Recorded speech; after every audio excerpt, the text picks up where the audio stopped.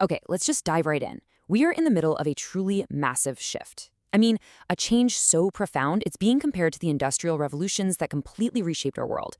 This is the story of how AI is creating a brand new age of abundance and the critical choices that come along with it.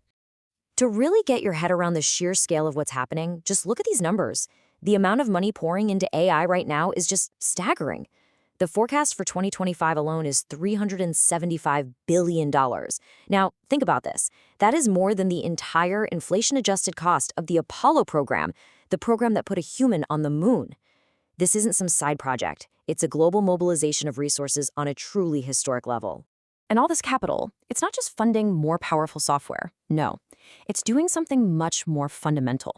It's changing the very economics of thought itself. And it's kickstarting what the source material calls cognitive hyperabundance. Cognitive hyperabundance. It's a fancy term, but the idea is actually pretty simple. It means that the kind of thinking work that used to be expensive and scarce, writing code, drafting legal documents, analyzing data, is becoming incredibly cheap and incredibly plentiful. Imagine a world where generating a complex idea is as readily available as just flipping on a light switch. That's the core of the new era we're walking into. We tend to think of AI as this abstract thing that lives in the cloud. But what this image reveals is a crucial paradox. The AI revolution is profoundly physical. It's being built on a very real foundation of data centers, semiconductors, and maybe most importantly, an absolutely immense amount of energy. And the thirst for power is just astonishing.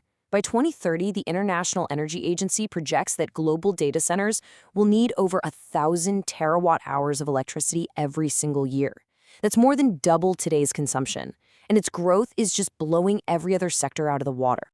And to bring that right back home, just look at the United States. By 2030, a single industry, data centers, could be consuming up to 9% of all the electricity generated in the entire country. Suddenly, AI policy becomes power grid policy. The physical world is definitely pushing back. But a shift this massive isn't just about infrastructure or economics. It triggers a really powerful human emotional response. We don't just see the change, we feel it. And as it turns out, there's a new name for that feeling: vesperance. It's that strange, kind of wistful nostalgia for the world as it is right now, simply because you can already feel it slipping away.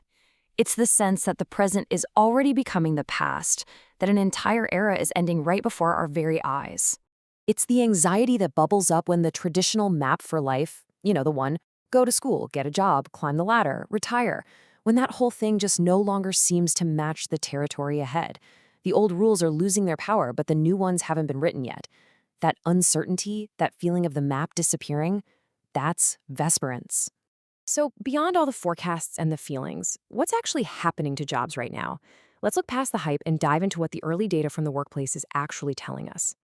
This is the big question, right? It's the one on everyone's mind. And while the headlines often scream about mass replacement, the early evidence from these large-scale studies tells a surprisingly different and much more nuanced story.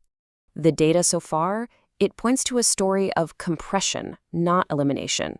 As you can see, workers using AI are saving a significant amount of time, about 2 hours a week just on email, and they're becoming way more productive. Their core jobs aren't just disappearing. The key word here, of course, is yet. Now, this is where things get really fascinating. Look at who's benefiting the most. While average software developers saw a huge 55% boost in their output, notice the bar for junior staff, a massive 67% increase. AI is acting as a great equalizer, compressing that experience gap and letting newer workers perform at a much higher level. So here's the crucial point. This early data shows that we're standing at a crossroads. The path forward isn't set in stone. The source material maps out 3 very different potential futures for what work could look like over the next decade. So here are the 3 possible paths laid out. In the optimistic scenario, AI helps us do our work better, leading to shared prosperity. The baseline is a mixed bag, where we run a real risk of rising inequality. And then there's the pessimistic path, where rapid automation just outpaces our ability to adapt, potentially leading to major labor shocks and a real erosion of social trust. And this timeline, it puts those choices into really sharp perspective. It shows how a physical constraint, power becoming scarce in 2026 could lead directly to concrete job redesigns by 2028 and ultimately force us to make some decisive choices about our social safety nets by 2035. The clock is absolutely ticking. And this brings us to the most important takeaway of this entire explainer. This future, it isn't something that's just going to happen to us. It's a future we have the power to actively build, and the choices we make right now will define this new age of abundance.